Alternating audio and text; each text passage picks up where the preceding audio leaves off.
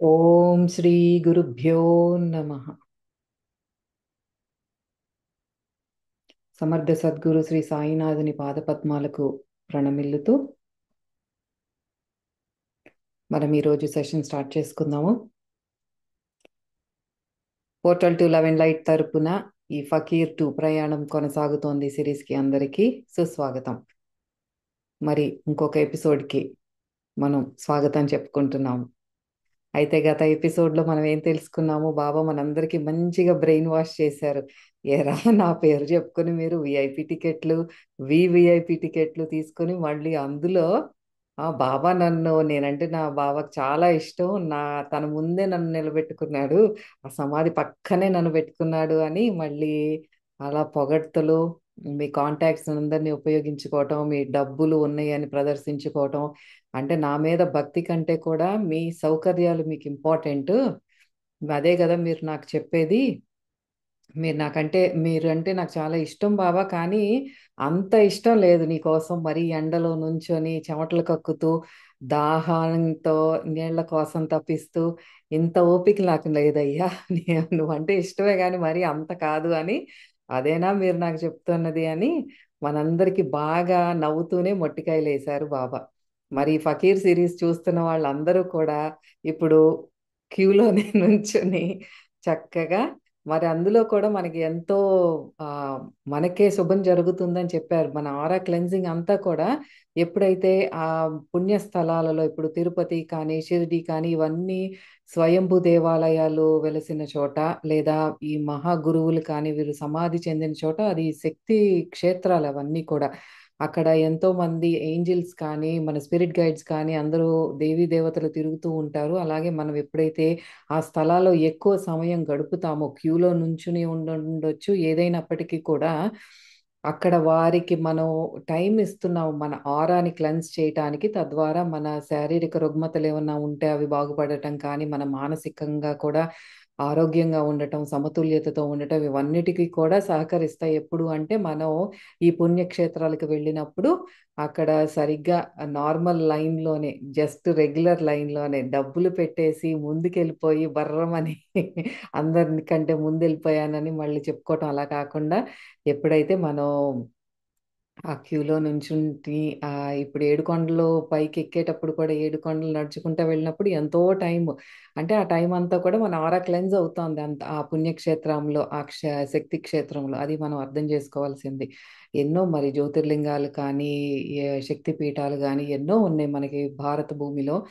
ఆ మరంతా మనం తెలుసుకోవాల్సింది అదే. ఈ ఫకీర్ సిరీస్ చూసిన వాళ్ళందరూ ఇంకెవరు విఐపి టికెట్లు, వివిఐపి టికెట్లు తీసుకోరు, నాకు తెలుసు. సో మన వల్ల వాళ్ళకి లాస్ వస్తుంది, అండ్ మన ప్రోగ్రామ్ చూసిన వాళ్ళందరూ కూడా చక్కగా రెగ్యులర్ లైన్కి ఇప్పుడు డిమాండ్ పెరుగుతుంది. ఎందుకంటే అక్కడే ఆరా క్లెన్జింగ్ దానిలోనే జరుగుతుంది కాబట్టి అందరూ రెగ్యులర్ లైన్లోనే వెళ్తారు. సో ఇంకొకటేమో స్టోరీ మొదలు పెట్టారు, సుధా అండ్ సంజీవ్ యొక్క స్టోరీ. అది కూడా మనకి బాబా ఎందుకు రిపీటెడ్గా ఫస్ట్ ఫకీర్ 1 నుండి కూడా ఈ ఆత్మ ప్రయాణం గురించి కానీ, లేదా ఆత్మలు ఈ చనిపోయిన వారి గురించి తప్పించడం, ఇక్కడ మన ఫిజికల్గా ఉన్నవాళ్ళు చనిపోయిన వారి గురించి తప్పిస్తే వాళ్ళకి ఏం జరుగుతుంది, ఇవన్నీ కూడా మనకి ఫకీర్ 1 గురించి నుండి కూడా చెప్తున్నారు బాబా. ఎందుకంటే మరి ఎర్త్ బౌండ్ సోల్స్ అనేది అదొక సమస్యలాగా మారింది గురువులందరికీ కూడా. ఈ భూమిని అంటి పెట్టుకుని ఉన్న ఆత్మలు ఎక్కువగా ఉన్నారు కాబట్టి మనకి జ్ఞానాన్ని అందిస్తున్నారు. మీరు చనిపోయారు అనుకున్న మీ బంధువులు కానీ, ఈ స్నేహితులు కానీ, సన్నిహితులు కానీ, వారి గురించి భయపడద్దు. వాళ్ళు శుభంగా ఉన్నారు, వాళ్ళ ప్రయాణాన్ని వాళ్ళని కొనసాగించండి. ఎందుకు ఇంత ఆత్మ జ్ఞానం మీకు ఇస్తున్నాను అంటే, సో దట్ మనం అజ్ఞానంలో పడకుండా, అంటే మన వారు ఎవరైనా అలా ఆ, చనిపోయినట్లయితే మనం వారి కోసం దుఃఖించినప్పుడు వాళ్ళని ఇక్కడే బందీగా ఉంచేస్తున్నాము. అదే సంజీవ్ స్టోరీ ద్వారా మనం తెలుసుకుంటున్నాం. తన భార్య అయిన సుధ 17 ఏళ్ళు అయినప్పటికీ కూడా భర్తనే తలుచుకుంటూ తలుచుకుంటూ డీప్ డిప్రెషన్లోకి వెళ్ళిపోవటం. ఈ సంజీవ్ ఏమో ఇంకా ఆమెను వదిలిపెట్టి వెళ్ళలేక ఆత్మగానే అక్కడే తన పక్కనే ఉంటున్నాడు. కానీ తన డిప్రెషన్లో ఉండటం వలన తన ఆరా అంతా కూడా డార్క్గా ఉండి అతనితో కమ్యూనికేట్ చేయలేకపోతుంది. ఎటువంటి సంభాషణ కానీ తనతో ఇప్పుడు కామ్‌గా ఉండి, మనసు కామ్‌గా ఉండి ధ్యాన స్థితిలో ఉన్నప్పుడు ఇలా ఆత్మలతో పాటు మనం మాట్లాడటం కానీ, ఏదో ఒక ఇంటరాక్షన్ ఏదో వాళ్ళు ఉన్నారు అన్న ఉనికి మనకు తెలుస్తుంది. ఎప్పుడైతే మనం డీప్ డిప్రెషన్‌లో ఉంటామో, మన ఆరా అంతా కూడా దట్టంగా గట్టి గోడలాగా కట్టేసుకున్న వాళ్ళం అవుతాము. తద్వారా మనం ఆహ్, ఈ మనకి మంచిది కాదు భూమి మీద అంటే ఈ శరీరంతో ఉన్న వాళ్ళకి వాళ్ళకి ప్రయాణం ముందుకు సాగదు. అలాగే ఆత్మగా ఇప్పుడు చనిపోయి ఆత్మగా ఉన్న వాళ్ళకి కూడా ప్రయాణం ముందుకు సాగదు. ఈ పర్టిక్యులర్ ఎగ్జాంపుల్‌లో సంజీవ్ అనే ఆ వ్యక్తి చనిపోయిన తర్వాత ఆత్మగా ఉన్న తర్వాత ఎంతమంది తన పూర్వీకులు కానీ, గురువులు కానీ వచ్చి ఇంకా వచ్చేసేయి తను షీల్ బి ఓకే అని చెప్పినా సరే తను కూడా మొండిగా అట్లాగే ఉండిపోయాడు. ఆ ఆత్మకి కూడా చాయిస్ ఉంది. సరేలే తను క్రమంగా తనే బయటకొచ్చేస్తుందిలే, నేనేదన్నా సహాయం చేయగలిగితే చేస్తాను అని తను మూవ్ ఆన్ అయిపోకుండా, తను కూడా ఎర్త్ బౌండ్ సోల్ లాగా భూమిని అంటిపెట్టుకొని ఇక్కడే ఉండిపోయాడు.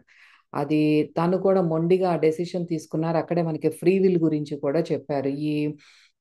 ఈ స్వేచ్ఛగా చేసే మన సంకల్పాలు ఏమైతే ఉన్నాయో ఫ్రీ విల్‌తో మనం చేసేవి అవి మాస్టర్స్, గురువులు కానీ ఎవ్వరు కూడా దాంట్లో తల దూర్చలేరు. ఆ ఆత్మ ఎప్పుడైతే నిర్ణయం తీసుకుంటుందో ఇంక తన నిర్ణయం ఇంక ఎవరు కూడా మార్చలేరు. సో, అలాంటి అంత మొండిగా ఉండటానికి కారణం ఏంటంటే మనలో ఉన్న అజ్ఞానం. దాన్ని తొలగించడానికే బాబా ఇంత ప్రయత్నం చేస్తున్నారనమాట. ఎర్త్ బౌండ్ సోల్ లాగా మనం ఉండకూడదు అని. So, let's move on. తర్వాత ఇంకొక మంచి స్టోరీ చెప్తాను నీకు. ఆ స్టోరీలో ఏంటంటే నీకు ఈ భూమి మీద ఉన్నవాళ్ళు సంతోషంగా ఉన్నారు. చనిపోయిన వాళ్ళు కూడా మూవ్ ఆన్ అయిపోతున్నారు. అలాంటి వాళ్ళు కూడా ఉన్నారు. నీకు ఇప్పుడు ఎగ్జాంపుల్ చెప్తాను అని బాబా చెప్తున్నారు. అదేంటో చూద్దాం. రుద్ర ఒక్కసారిగా స్టెల్లా ఎదుట నిలబడ్డాడు. ఇంకో కొత్త క్యారెక్టర్ అనమాట. స్టెల్లా ఆవిడ పేరు. అతను చిరు అతను చిరునవ్వు చిందించాడు. స్టెల్లా వాస్తవానికి అతని తల్లిదండ్రులకి దగ్గర స్నేహితురాలు. అంటే కొంచెం పెద్దావిడ అనమాట. మన పేరెంట్స్‌కి ఫ్రెండ్ అంటే కొంచెం పెద్దావిడే కదా! మనం ఆంటీ, ఆంటీ అనుకుంట తిరుగుతాం. అలా ఆ వయస్కురాలనమాట. వాళ్ళకి దగ్గర స్నేహితురాలు. కానీ రుద్ర ఆమెతో చాలా సన్నిహితంగా ఉండేవాడు. చాలా క్లోజ్‌గా ఉండేవాడనమాట. అయితే రుద్ర జీవితంలో మార్పులొచ్చి అతను ఒక ఈ సివిలైజేషన్ ఈ సమాజంలో నుండి కూడా బయటికి దూరం అయిపోయిన తర్వాత వారిద్దరి మధ్య అంటే స్టెల్లాకి, ఈ రుద్రాకి మధ్య దూరం ఏర్పడింది.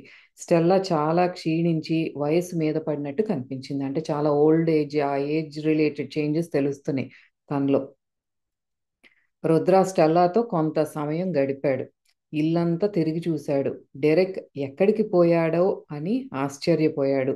సాధారణంగా డెరెక్, స్టెల్లా ఇద్దరూ విడదీయలేని కవలల్లా ఉండేవారు. డెరెక్ జీవితం పూర్తిగా స్టెల్లా చుట్టూతానే తిరిగేది అని చెప్తున్నారు. అంటే డెరెక్‌ను ఈ స్టెల్లా ఈ వీళ్ళిద్దరు దంపతులు చాలా అన్యోన్యంగా ఉండేవారు. ఒకళ్ళంటే ఒకళ్ళు వదిలిపెట్టలేకుండా కంజాయింట్ ట్విన్స్ అంటారు. అతుక్కుని పుడతారు.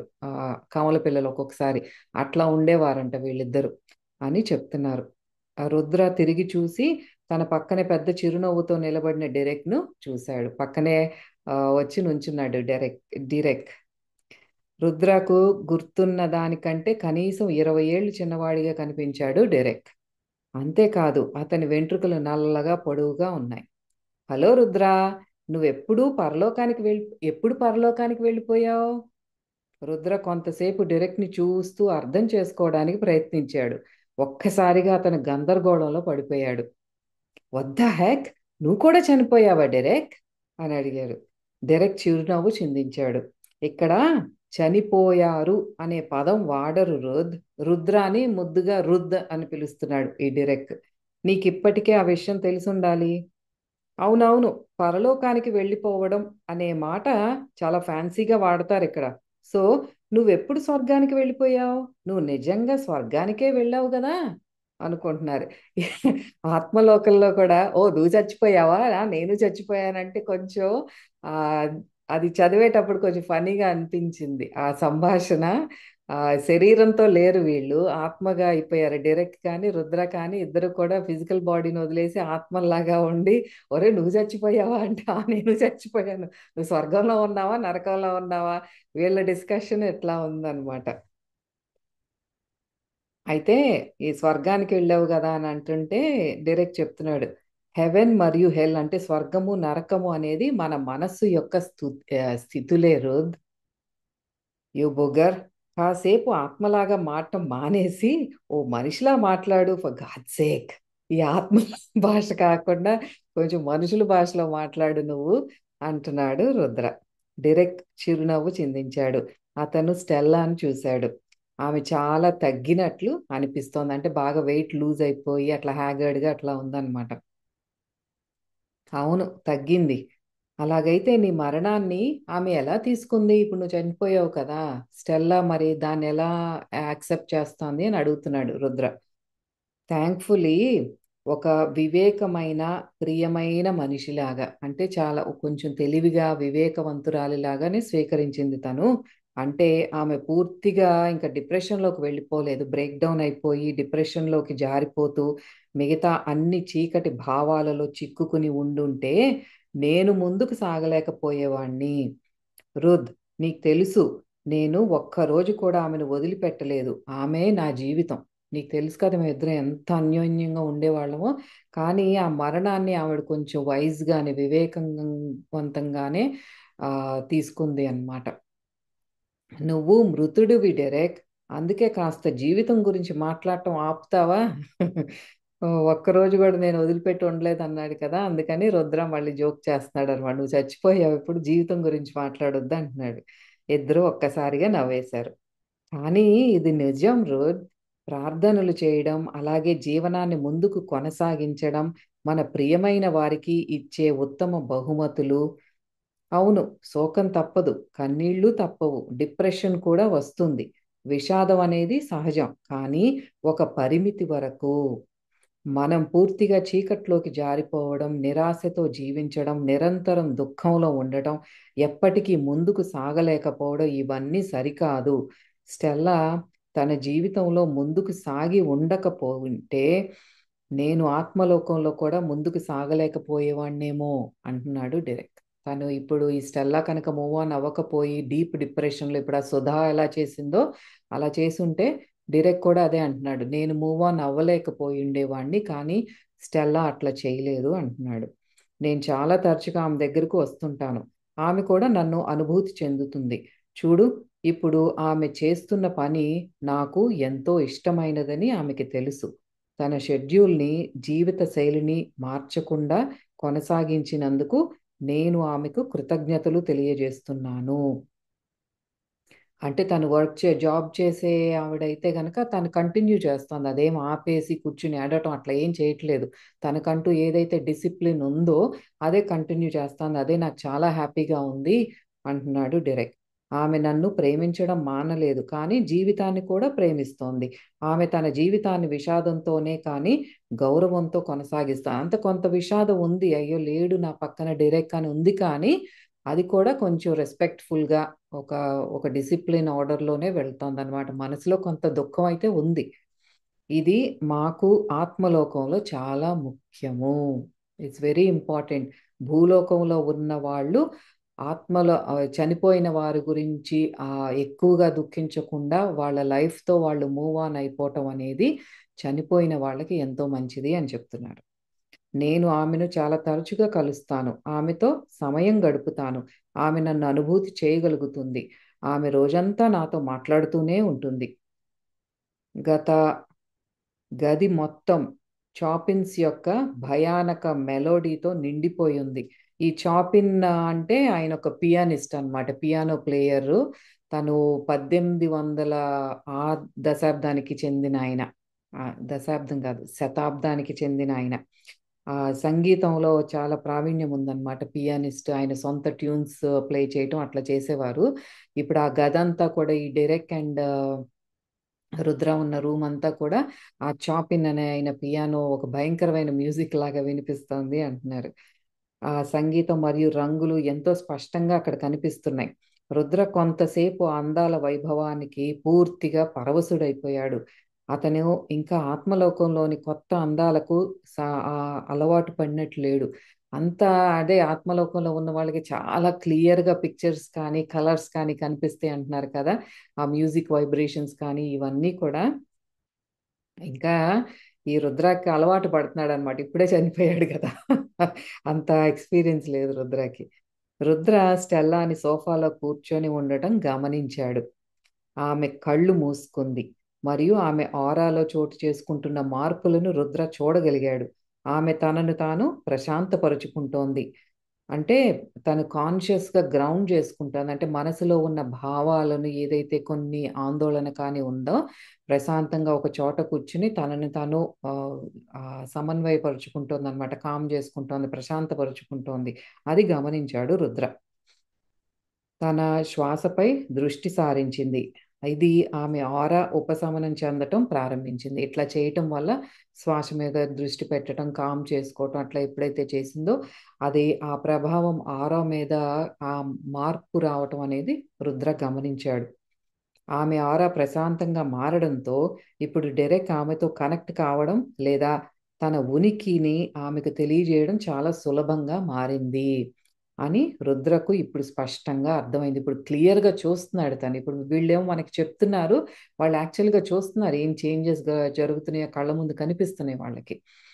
అయితే మన కక్ష్యలో మరియు మన పర్సనల్ యూనివర్స్, మన పర్సనల్ స్పేస్, మన చుట్టూతా ఉన్న ఆరా కానీ, మన ఆర్బిట్‌లోకి ఏ మనం ఒక దేవీ దేవతలను కానీ, వాళ్ళ ఆ దైవత్వాన్ని అంటే వాళ్ళ నుండి ప్రసరించే ఆ కాంతిని మనం స్వీకరించాలి అంటే, అది మనం ఇప్పుడు ఈ స్టెల్లా ఏదైతే చేస్తోందో, ఆ కామ్‌గా ఉండటం, ప్రశాంతంగా ఉండటం, ఆరాలో మార్పులు తీసుకురావటం ఇదంతా కూడా చాలా ఇంపార్టెంట్.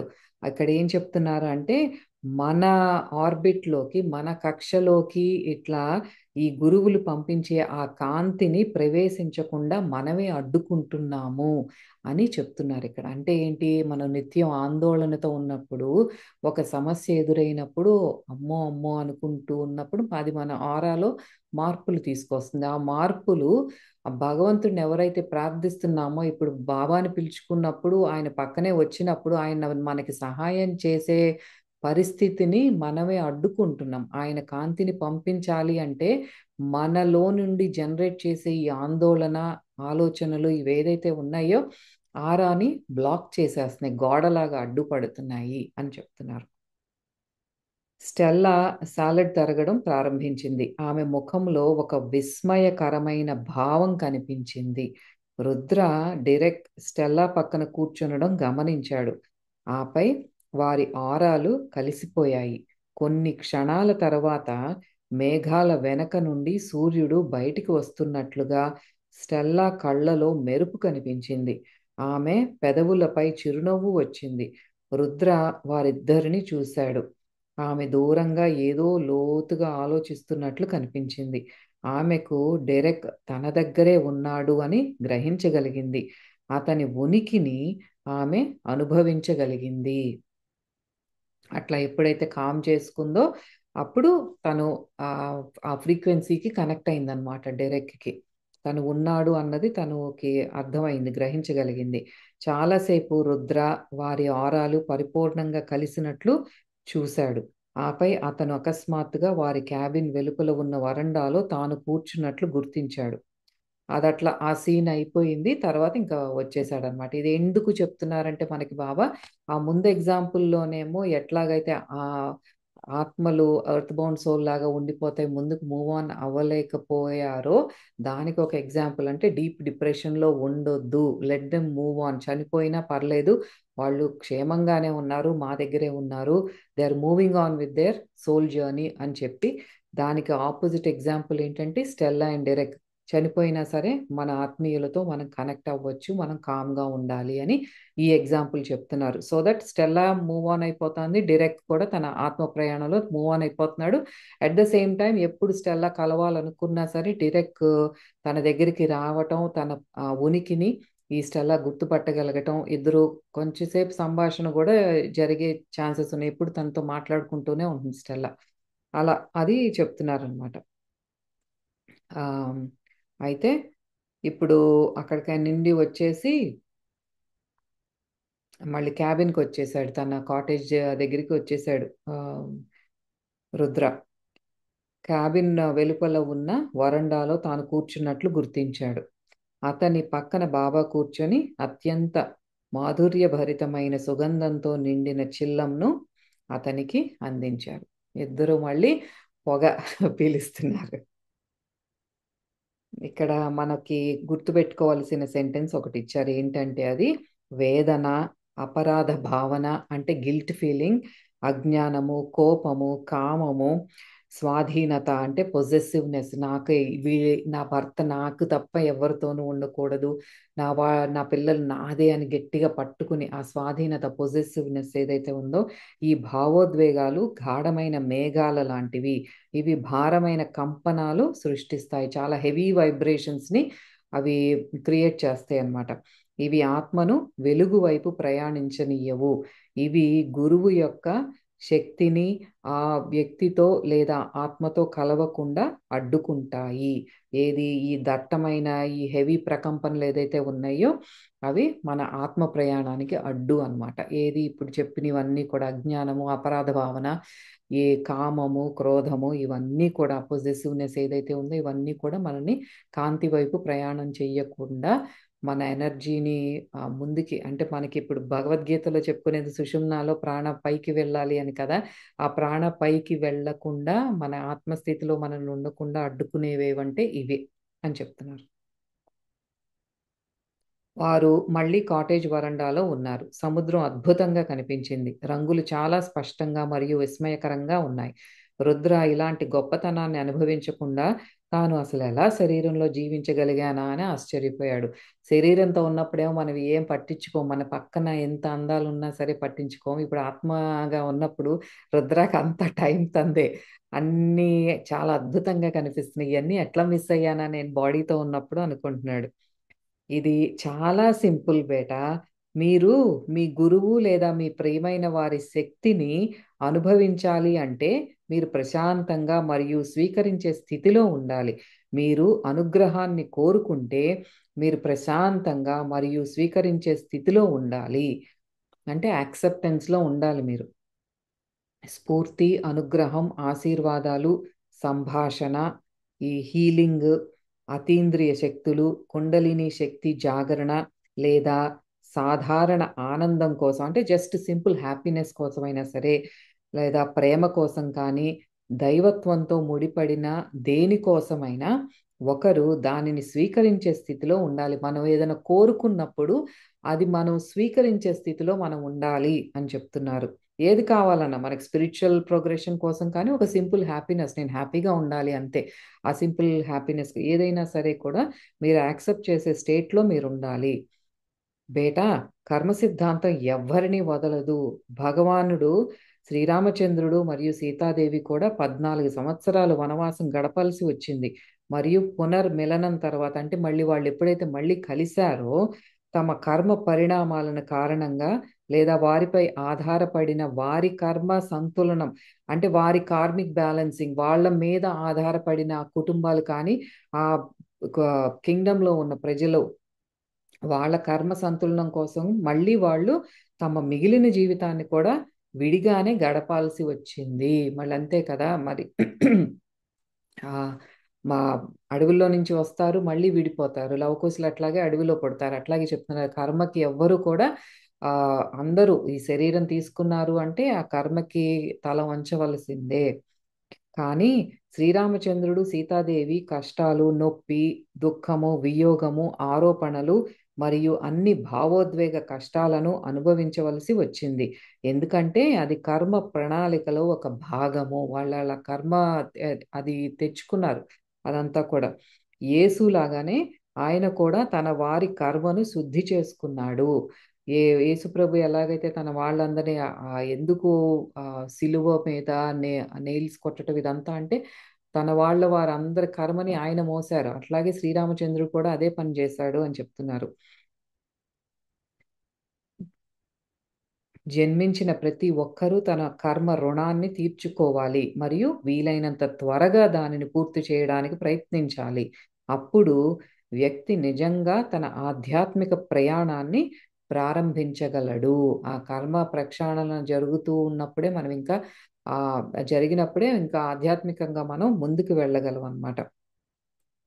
తన కర్మ రుణం మాత్రమే కాకుండా చాలాసార్లు ప్రియమైన వారి కర్మ రుణం కూడా, మరియు గురువు విషయంలో ఆయనపై ఆధారపడిన లక్షల మంది కర్మశుద్ధి ఎంత వేగంగా జరిగితే అది మరింత బాధాకరంగా ఉంటుంది. అంతే, కొంతమందికి ఎంత ఫాస్ట్గా కర్మశుద్ధి జరగటం అంటే ఏంటి, మనం తెచ్చుకున్న అన్ని అది రోగాల రూపంలో అయి ఉండొచ్చు, ఎన్నో ఫ్యామిలీ సమస్యలు అయి ఉండొచ్చు, ఫైనాన్షియల్ ప్రాబ్లమ్స్ అయి ఉండొచ్చు, ఎన్నో రకాలుగా మనం తెచ్చుకుంటాం కర్మ శుద్ధీకరణ.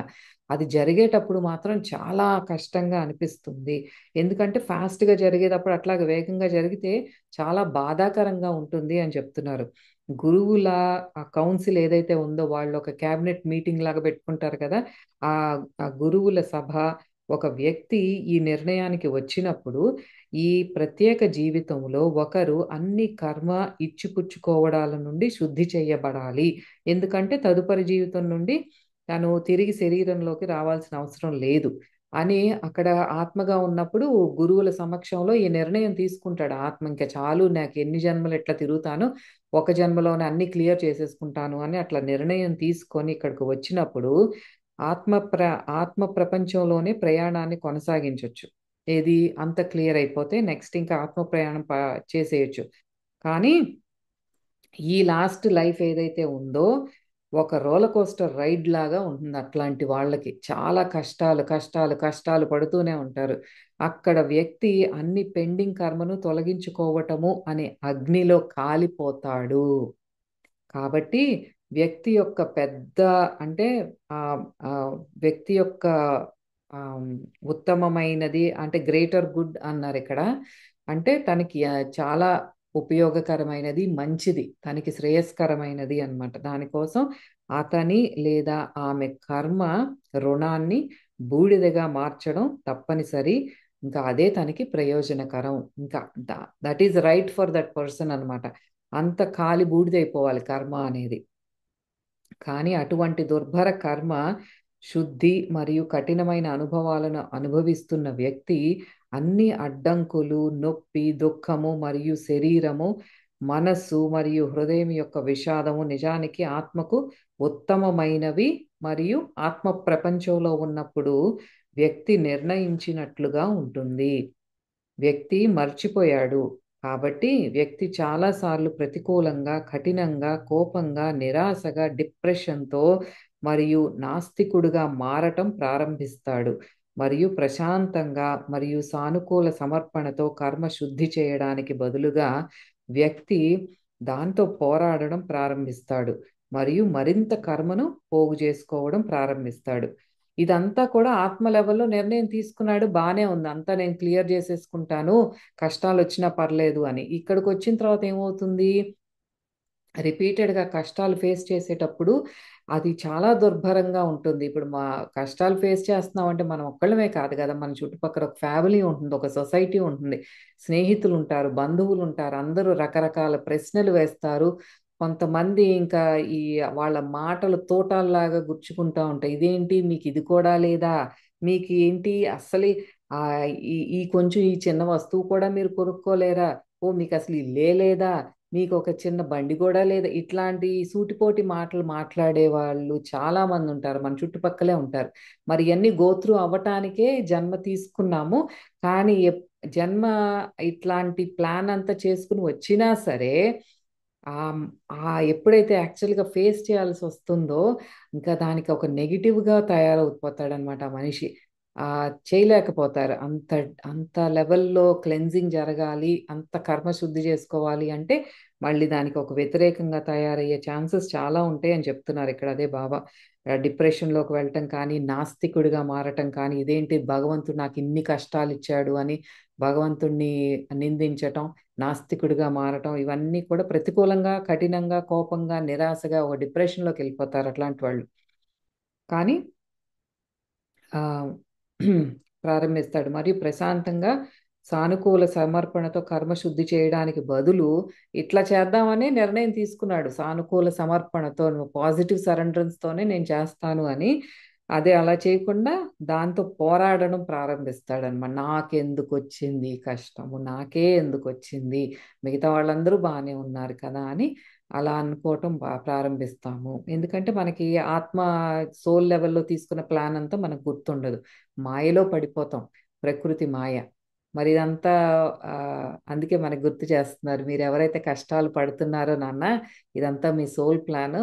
ఇదే ఇలా చేస్తేనే మీరు ఆత్మ ప్రయాణంలో ఎంతో వేగంగా ముందుకు వెళ్తారు. చింతించవద్దు. ఇది మీ సోల్ ప్లాన్ అని మనకి నిత్యం గుర్తు చేస్తున్నారు బాబా. కర్మశుద్ధి జరగబోతోంది. కానీ దురదృష్టవశాత్తు ఆ వ్యక్తి మళ్ళీ కొత్త కర్మను సృష్టించుకుంటాడు. ఈ ఈట్లన్నిటితో ఈ నెగెటివ్ భావనలతో ఏమంటే ఆ ఉన్న కర్మ సరే అది అనుభవిస్తున్నాడు. మళ్ళీ దాంతో పాటు ఆ ఏడ్చుకుంటూ ఎప్పుడైతే మనం అనుభవిస్తామో మళ్ళీ కొత్త కర్మ తెచ్చుకుంటాం. ఆశాజనకంగా అంటే హోప్‌ఫుల్లీ ఆ కర్మ రుణం చాలా పెద్దది కాకుండా ఉన్నట్లయితే ఆత్మ ప్రపంచంలో దానిని శుద్ధి చేసుకోవచ్చు. ఇప్పుడు ఈ లాస్ట్ జన్మ ఏదైతే ఉందో మళ్ళీ ఇట్లా నిరాశతో పోగు చేసుకున్న కర్మ మరీ పెద్దగా లేకుండా ఉంటే అది మనకి ఆత్మ ప్రపంచంలో అంటే ఈ శరీరాన్ని మళ్ళీ శరీరం తీసుకొని రాకుండా ఆ స్పిరిట్ ప్లేన్లోనే అదంతా కూడా క్లియర్ చేసుకోవచ్చు అని చెప్తున్నారు. లేదా మరొక కర్మశుద్ధి కోసం మళ్ళీ భూమి మీదకి రావాల్సిందే. బేటా కాబట్టి మీ విధిని సద్భావంతో అంగీకరించండి. అవును, విషయాలను మెరుగుపరచడానికి ప్రయత్నించండి మరియు ఎల్లప్పుడూ మీ ఉత్తమమైన అంటే గివ్ యువర్ బెస్ట్. ఎప్పుడు ఏ పరిస్థితిలో అయినా సరే మీ బెస్ట్ మీరు ఇవ్వండి అని చెప్తున్నారు. ఎల్లప్పుడూ మీ స్వాభిమానం కోసం నిలబడండి. కానీ మీరు మీ శాయశక్తులా ప్రయత్నించిన తర్వాత మిగిలిన దానిని మీ గురువు యొక్క జ్ఞానము మరియు అనుగ్రహానికి వదిలివేయండి. వన్స్ ఎవ్రీథింగ్ ఈజ్ డన్, మీరు చేసేదంతా చేసేసి మిగతాదే గురువుకి వదిలేసేయండి. ఇంకా దాని గురించి వదిలేసేయండి. ఇంకా మీరు చేసేది అయిపోయింది. మీ రోల్ అయిపోయింది. మీ పార్ట్ అయిపోయింది. Leave the rest to the master. గురువుకి వదిలేసేయండి అని చెప్తున్నారు. తరచుగా అనారోగ్యం, పేదరికం, పోరాటం, వైవాహిక అసామరస్యం, సోదర పోటీ, పనిలో లేదా ఇంట్లో లేదా జీవితంలో ఒకరి హక్కును పొందకపోవడం చాలాసార్లు కర్మశుద్ధి ప్రక్రియలో భాగమే. ఇలాగే మనకి ఆ, ఈ సిబ్లింగ్స్తో అన్నమాట, అక్క చెల్లెళ్ళు, అన్న తమ్ముళ్ళు, అన్న చెల్లెళ్ళు వీళ్ళ మధ్యలో ఏదో ఒక పోటీ భావన రావటం కానీ ఇట్లాగే ఇళ్లల్లోనే ఈ వైవాహిక జీవితంలో అసామరస్యం అంటే ఇన్హార్మోనియస్ మ్యారేజ్ అన్నమాట. ఇద్దరికి ఎప్పుడు చికాకులు పడటం, ఒకరి మీద ఒకళ్ళు అరుచుకోవటం, పేదరికాన్ని అనుభవించటం, అనారోగ్యాన్ని అనుభవించటం, ఇవన్నీ కూడా ఎందుకు చెప్తున్నారంటే ఇవన్నీ కూడా కర్మ ప్రక్రియలో కర్మ శుద్ధీకరణ అంటే ఆ కార్మిక్ క్లెన్జింగ్ ప్రక్రియలో భాగమే ఇవన్నీ అని చెప్తున్నారు. మీ ఉత్తమమైన దానిని చేయండి. మీరెంత వీలైతే అంత ప్రశాంతంగా ఎంత చేయగలిగితే అంత మీరు చేయండి. మరియు మిగిలిన దాన్ని గురువుకు వదిలేయండి. మరియు మీ విధిని సద్భావంతో అంగీకరించండి. ఇది మనం తెచ్చుకున్నది మన విధి అని అంగీకరించండి. ఇది మీకు ఉత్తమమైనది. అసామరస్యపు ప్రతి రోజుకు అంటే ఒక్కొక్క రోజు నేను ఒక దుఃఖంతో అసామరస్యంతో ఇన్హార్మోనియస్గా ఉన్నప్పుడు ఆ గడిపే ఒక్కొక్క రోజు మిలియన్ల రోజుల మరియు రాత్రుల ఆనందం మీకోసం ఎదురు చూస్తోంది. బాబా మనకిక్కడ ఒక చెంత గొప్ప ఎష్యూరెన్స్ ఇస్తున్నారు మనకి. మా ఒకలాంటి ఆ లోపల అమ్మయ్య అనుకునే ఫీలింగ్ అన్నమాట. అంటే మనం దుఃఖాన్ని అనుభవిస్తున్న ఈరోజు నేను అనారోగ్యాన్ని నేను ఫేస్ చేస్తున్నానంటే ఈ ఒక్క రోజు కోసం మనకి ఫ్యూచర్లో మిలియన్ రోజులు రాత్రుల ఎంతో సంతోషం ఎదురు చూస్తోంది మీకోసం అని చెప్తున్నారు.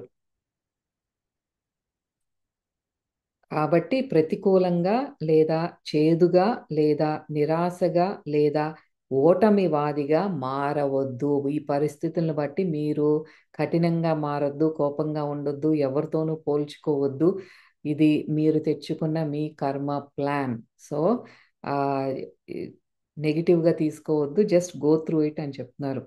మీ గురువు పేరును జపిస్తూ ఉండండి మరియు ప్రశాంతంగా ఉండండి మరియు ఈ జీవితం నిజంగా కనురెప్పపాటు వంటిది మరియు సద్భావ అంగీకార స్థితిలో జీవించే వారికి శాశ్వత ఆనందం వేచి ఉంది అని తెలుసుకోండి.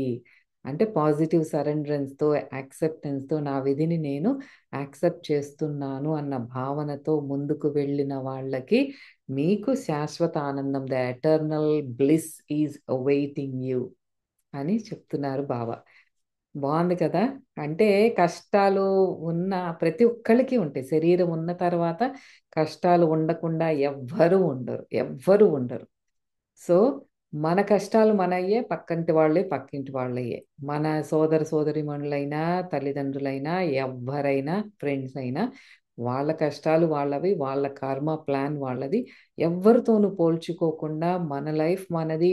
ఈ రోజు take one day at a time. ఈ రోజు బాగుంది, 3 పూట్ల భోంచేసాము, అందరం సంతోషంగా పడుకున్నాము. Let's start new fresh day. ఏ రోజుకి ఆ రోజు అట్లా one day at a time తీసుకున్నప్పుడు మనం ఎంతో హ్యాపీగా ఉంటాం. అలాగే మీరు చేసేది మీరు చేయండి. ఈ డే ఈ మూమెంట్లో మీరు ఎంత చేయగలిగితే అంత చేయండి. కష్టంగా అనిపించిందా, ఇంకా అయిపోయింది మీరు చేసేదే పని అన్నప్పుడు గురువుకి అప్పచెప్పేసేయండి. ఆ గురువుని స్మరించుకుంటూ ఉండండి. ఓం సాయిరామ్. మీరు ఏ దైవాన్ని నమ్మితే ఆ నామస్మరణ లోపల జపిస్తూ ఉండండి. అదే నా బాబా చెప్పేది నిత్యం కూడా. అయితే ఇక్కడ రుద్ర అడుగుతున్నాడు, కానీ బాబా మనస్సు గురించి ఏం చేయాలి?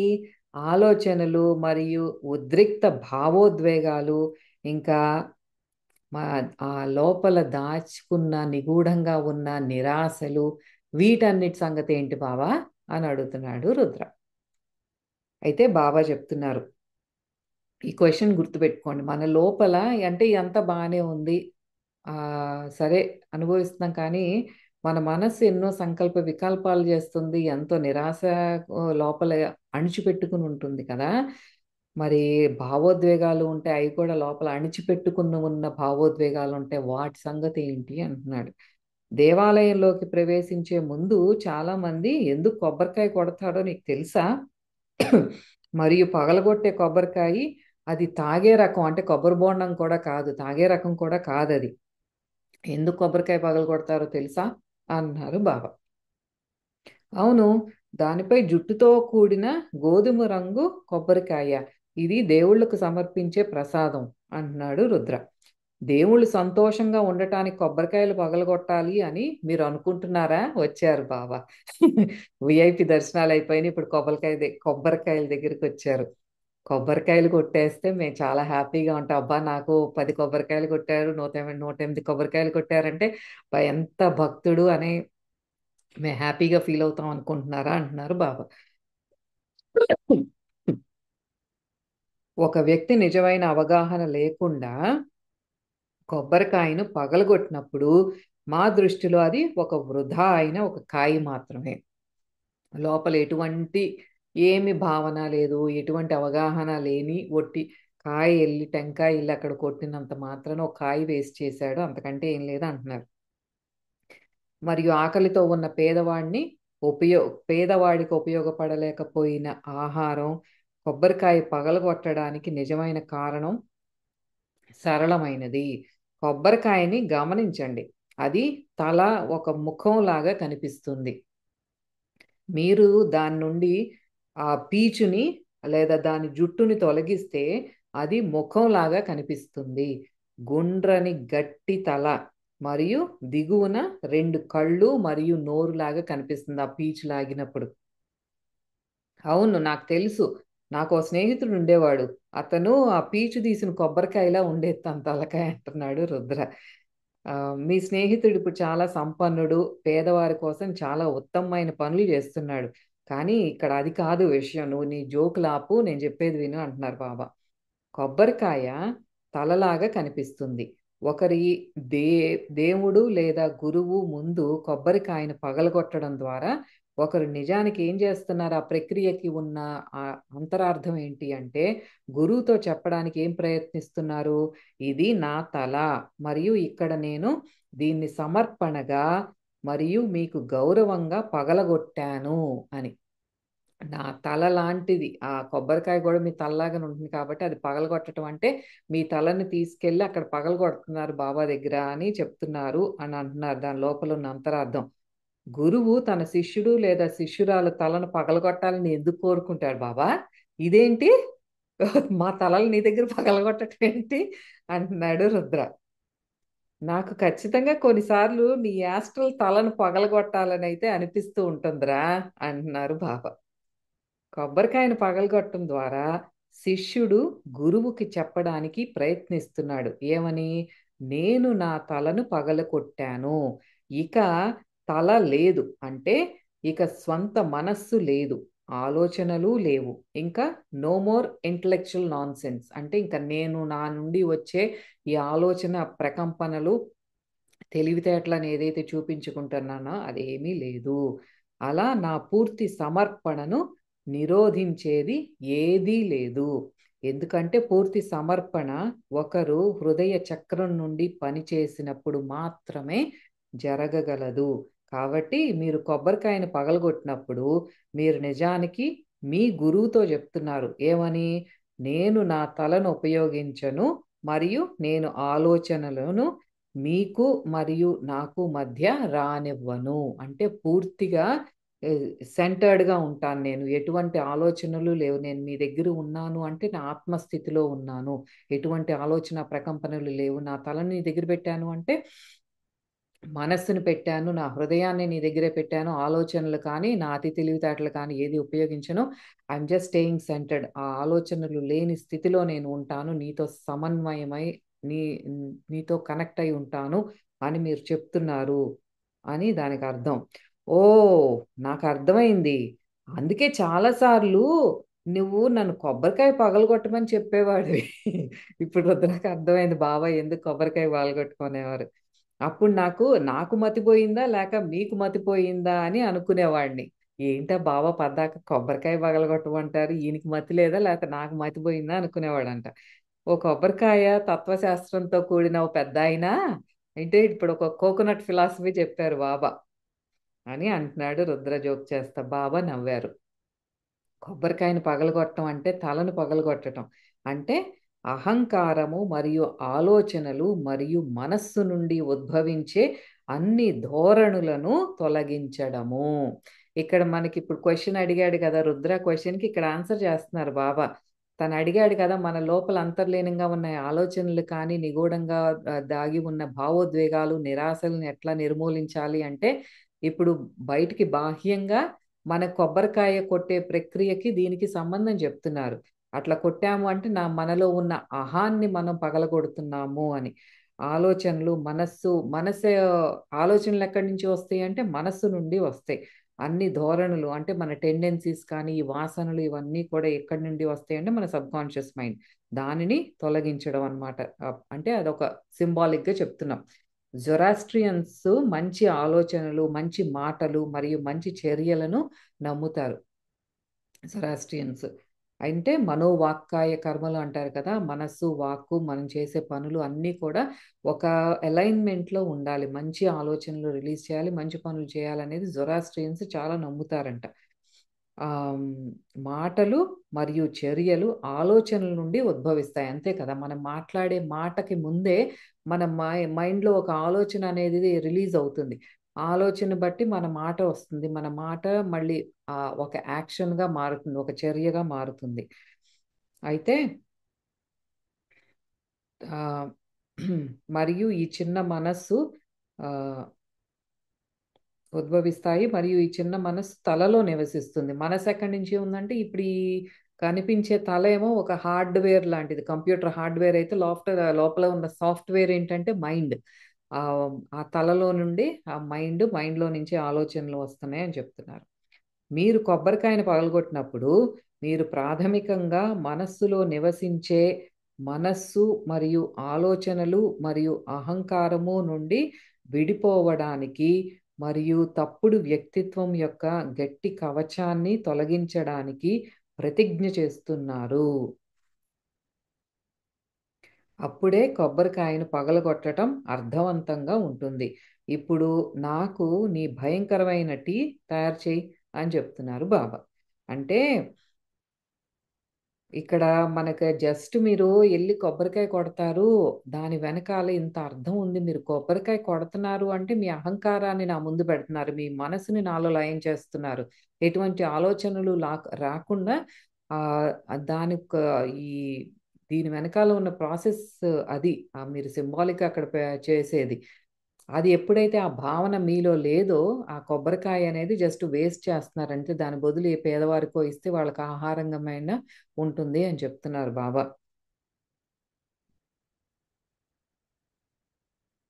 కొంతసేపు వారు వరండాలో కూర్చున్నారు మరియు తరువాత వారు సముద్ర తీరంలో నడవడం ప్రారంభించారు.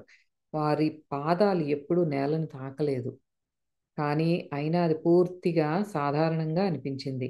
ఇక్కడ, అక్కడ రుద్ర కొంతమంది ఆత్మలు బాబా వైపు చూస్తూ, నమస్కరిస్తూ లేదా ప్రార్థిస్తూ ఉండడాన్ని చూశాడు. ఆళ్ళలా సముద్రంలో బీచ్‌లో అట్లా నడుచుకుంటూ వెళ్తూ ఉంటే, దేవీ దేవతలు ఆయనకి మధ్య మధ్యలో అట్లా నుంచుని నమస్కారం చేయటం అనేది రుద్ర గమనించాడనమాట. బాబా, మేము మా శరీరాల్లో సంతోషంగా జీవితం గడుపుతున్నప్పుడు శిష్యులకు తెలియకుండా మాస్టర్లు ప్లగ్‌ను లాగివేయకుండా ప్రతికూల ఆత్మలు లేదా దెయ్యాలు లేదా చెడు ఆత్మలు అని మనం పిలిచే వాటిని నేనెందుకు ఎదుర్కోలేదు? అంటే మనం హ్యాపీగా ఉన్నప్పుడు నేను అంటే శరీరంతో ఉన్నాను. శరీరంతో ఉన్నప్పుడు నేను చాలా హ్యాపీగా ఉన్న టైంలో ఈ నెగెటివ్ ఆత్మలంటారే బ్లాక్‌గా డార్క్ ఆత్మలు, డార్క్ ఎనర్జీస్ ఉన్నాయే, వాళ్ళెప్పుడూ కూడా నన్ను తారసపడలేదే. నేనెప్పుడు వాళ్ళని ఎదుర్కోలేదే. అంటే మీరు సడెన్‌గా ప్లగ్ లాగేస్తారే, ప్లగ్ లాగేయటం అంటే చనిపోవటం అనమాట. మమ్మల్ని సడెన్‌గా ఇదేంటి లైఫ్‌ని తీసేసి మీరు తీసుకెళ్ళిపోతారే దానికి ముందు అని చెప్తున్నారనమాట. అంటే మరి దీనికి బాబా ఏం చెప్తున్నారు అనేది నేను మీకు ఆహ్, అర్థమయ్యేటట్లు ఎక్స్‌ప్లెయిన్ చేస్తాను. ఏం చెప్తున్నారంటే ఇక్కడ బాబా ఈ ప్లగ్ లాగటం ఇదంతా ఏంటి అంటే ఆహ్ ఒరేయ్! నువ్వు అసల ఎప్పుడు సంతోషంగానే లేవు. ఓవర్ యాక్షన్ చేయొద్దు. నువ్వు శరీరంతో ఉన్నప్పుడు ఎప్పుడు హ్యాపీగా లేవు. డోంట్ టెల్ మీ థాట్ అంటున్నారు బాబా. ఇంకా ఇప్పుడు ఏదైతే ఈ ఆత్మగా ఉన్నావో ఇదే నువ్వు హ్యాపీయెస్ట్ నేను చూసింది. కంప్లెయింట్ చేయటం ఆపు అని చెప్తున్నారు.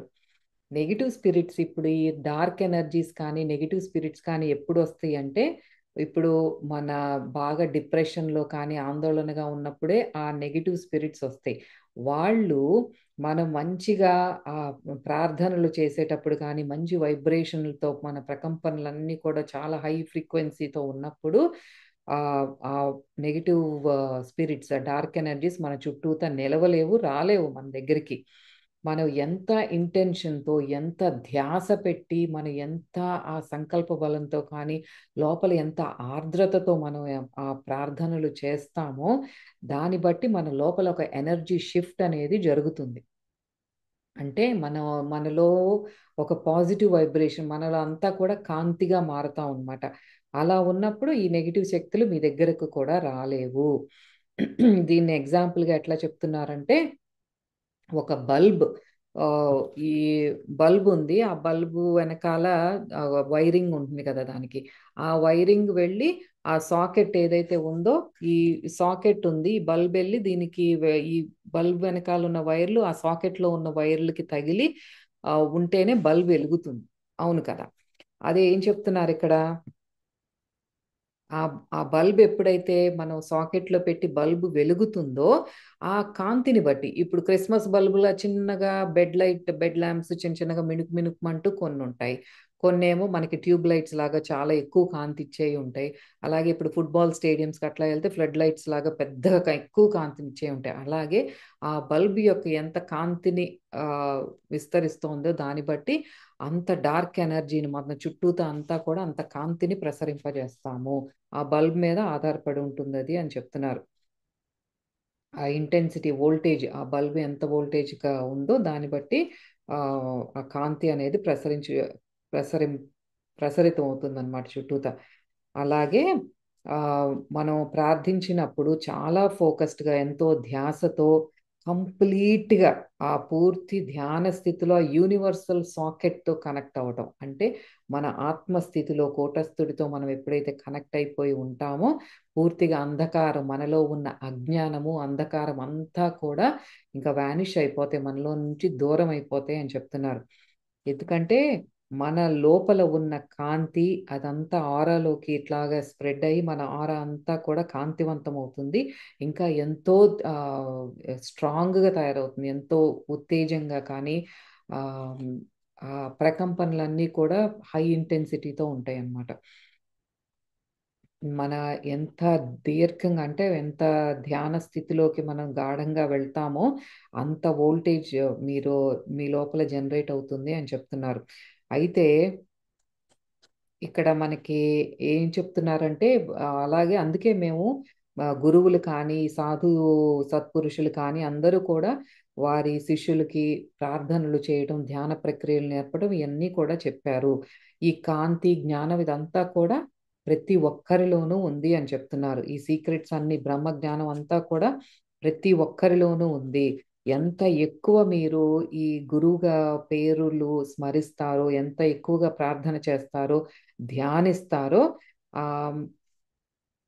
ఆ దాంతో పాటు మనం యాక్సెప్టెన్స్ అన్నమాట. స్టేట్ ఆఫ్ యాక్సెప్టెన్స్ దానిని మన స్వీకరణ భావం ఆ పరిస్థితులను కానీ ఏదన్నా సరే నేను యాక్సెప్ట్ చేస్తున్నాను అన్న స్థితిలో ఉన్నప్పుడు మన చుట్టూ ఉన్న ప్రకృతి తన సీక్రెట్స్ ని మనకి రివీల్ చేస్తుంది. అంటే మనలో అతీంద్రియ శక్తులు అనేవి జాగృతం అవుతాయి. మనలో ఈ భౌతికమైన ఈ శరీరం అంతా కూడా కాంతివంతమై మనలో ఈ ఇంద్రియాలకి అతీతంగా అతీంద్రియ శక్తులు సిద్ధులు అనేవి మనకి ప్రాప్తిస్తాయి. ప్రకృతిలో ఉన్న సీక్రెట్స్ అన్నీ కూడా మనకి రివీల్ అవుతాయి. మనకి తెలుస్తాయి ఇవన్నీ కూడా.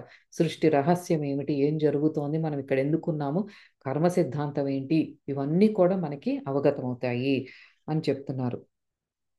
అయితే అట్లా ఈ సమర్పణ భావం లేకుండా కామ్గా లేకుండా చేసే ధ్యానం ఏది కూడా మీకు ఉపకరించదు. దానివల్ల ఎటువంటి ఉపయోగాలు ఉండవు.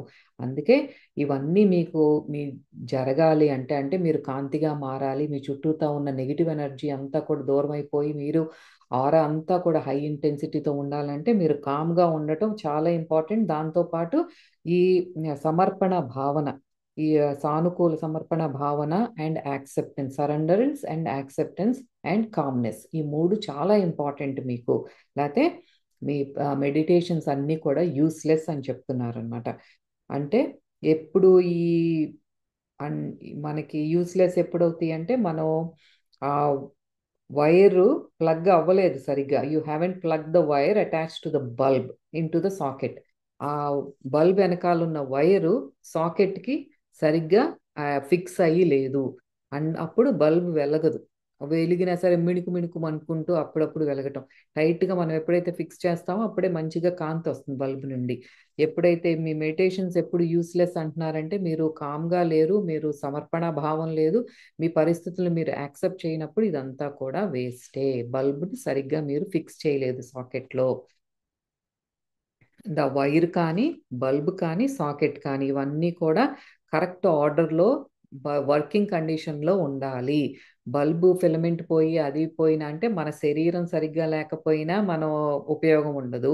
ఆ వైర్ అన్ని ఏమంటున్నారు అంటే ఆ కనెక్షన్ ఏంటి, ఆ సాకెట్ అంటే యూనివర్సల్ ఎనర్జీ. అంటే మన ఆత్మస్థితిలో మనం ఉండటానికి, భగవంతునితో కనెక్ట్ అవ్వటానికి ఆ సాకెట్ అనుకుంటే ఆ వైర్ ఏంటంటే మనలో ఉన్న ఆర్ద్రత, సమర్పణ భావన, ఆ కనెక్షన్, ఆ చిన్న కనెక్షన్, మనం ప్రశాంతంగా ఉండటం, ఇదంతా ఏంటంటే మన నిర్మలమైన మనస్సే ఆ చిన్న వైర్ ఆఫ్ కనెక్షన్ బిట్వీన్ ఈ శరీరానికి ఆ సాకెట్కి మనకి ఉన్న ఆ అనుసంధానం ఏంటి అంటే ఆ నిర్మలమైన మనస్సు, ఆర్ద్రత, ఆ సమర్పణ భావన, ఇవంతా కూడా వైర్ అన్నమాట. ఇవన్నీ కూడా వర్కింగ్ కండిషన్లో ఉండాలి, క్లీన్గా ఉండాలి అని చెప్తున్నారు.